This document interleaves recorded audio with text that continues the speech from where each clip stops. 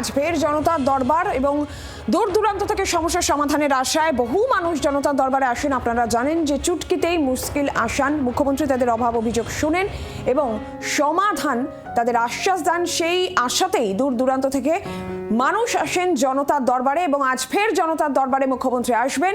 এই মুহূর্তে ঠিক কি ছবি আমরা জানবো। সরাসরি এই মুহূর্তে অয়ন ঘোষাল প্রতিনিধি রয়েছেন আমাদের সঙ্গে। অয়ন, আজকেও দূর দূরান্ত থেকে মানুষ এসেছেন সমস্যার সমাধানের আশায় মুখ্যমন্ত্রীর দরবারে।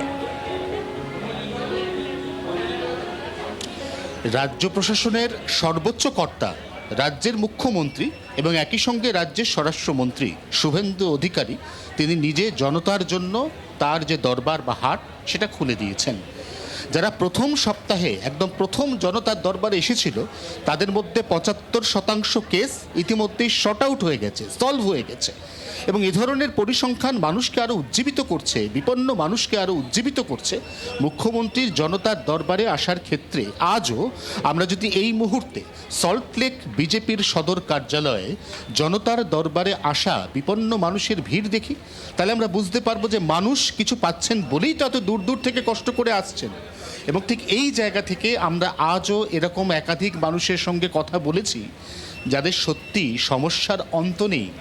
একজন বাবা যার বয়স মাত্র ২৮, তার সন্তানের বয়স মাত্র ৭, জন্ম থেকে দুরারোগ্য সিরোসিস অফ লিভারে আক্রান্ত, অবিলম্বে লিভার ট্রান্সপ্লান্ট করতে হবে, প্রয়োজন ২০ লক্ষ টাকা। বাবার পেশা, তিনি সামান্য একজন হোটেল কর্মী শিলিগুড়ি বাস স্ট্যান্ডের। সেই অবস্থায় সেই বাবার পক্ষে তো তার সন্তানের চিকিৎসা করা সম্ভব নয়। হাতে মাত্র ১৫টা দিন পড়ে আছে। সেই বাবার সাথে কথা বলেছিল জি ২৪ ঘন্টা।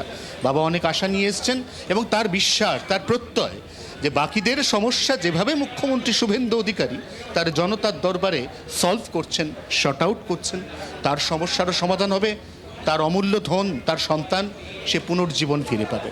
এরকম প্রচুর প্রচুর মানুষ রয়েছেন, যার মধ্যে বিজেপির কর্মী রয়েছেন আক্রান্ত।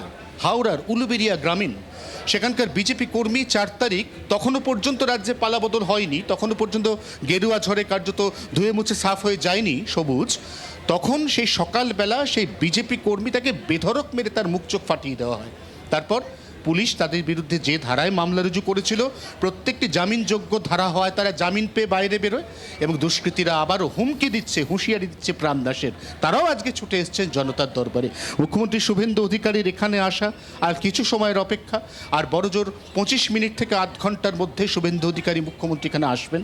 এবং তারপর তিনি যতজন এখনও পর্যন্ত এই উল্টো দিকে যে ছবি একটু আগে আমার ক্যামেরা সহকর্মী নবীন দেখাচ্ছিল, যারা এখানে প্রত্যাশী, যারা সাহায্যের আশা নিয়ে এই মুহূর্তে এসে পৌঁছেছেন জনতার দরবারে, তারা প্রত্যেকেই তার সাথে এক এক করে দেখা করবেন এবং তুলে ধরবেন নিজেদের সমস্যার কথা।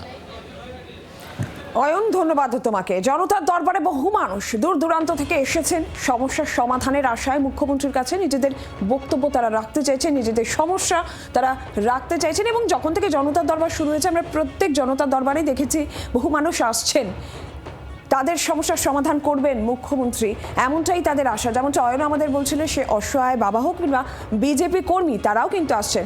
যেমন মলি বসু সরকার, উল্টোডাঙ্গার বাসিন্দা, তার দিদি ২০২৩ থেকে সিএনসিআই ক্যান্সার হাসপাতালে ভর্তি। কেন্দ্রীয় সরকারের স্কিমে থাকা ওই হাসপাতালে টাকা ফেরত পেতে টেকনিক্যাল অসুবিধা হচ্ছে। সমস্যার সমাধানের আশা নিয়েই তিনি এসেছেন জনতার দরবারে। ট্রিটমেন্টে আছে ২০২৩ সাল থেকে, কন্টিনিউ চলছে ২০২৬ অবধি। যেহেতু ক্যান্সার প্রলং ট্রিটমেন্ট চলবে, ফান্ডটা পাওয়া সত্ত্বেও আমাদের যেটা হচ্ছে নিজেদের পকেট থেকে আমাদের আবার টাকাটা দিতে হচ্ছে, যেহেতু রিএমবার্সমেন্ট মডেল। কারণ এগুলো বোধহয় স্বাস্থ্যসাথী এবং আয়ুষ্মানে কাভার্ড নয়, তো সেই জন্য এগুলো তো অনেক খরচ সাপেক্ষ ব্যাপার।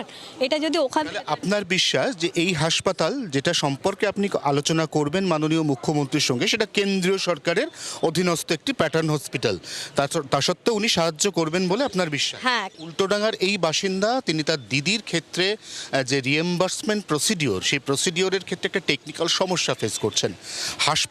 যে হাসপাতালে তার দিদি, ক্যান্সার আক্রান্ত দিদি চিকিৎসাধীন, সেই হাসপাতালটি কেন্দ্রীয় সরকারের অধীন। তা সত্ত্বেও রাজ্য সরকার, রাজ্যের সর্বোচ্চ প্রশাসনিক কর্তা মাননীয় মুখ্যমন্ত্রী শুভেন্দু অধিকারী এই বিষয়টি সরলীকরণ করতে পারেন এই বিশ্বাস নিয়ে তিনি ছুটে এসেছেন মুখ্যমন্ত্রীর জনতার দরবারে জি ২৪ ঘন্টার জন্য। ক্যামেরা নবীনের সঙ্গে অয়ন, বিধাননগর, কলকাতা। বাংলার আওয়াজ, বাঙালির আবেগ, জি 24 ঘন্টা।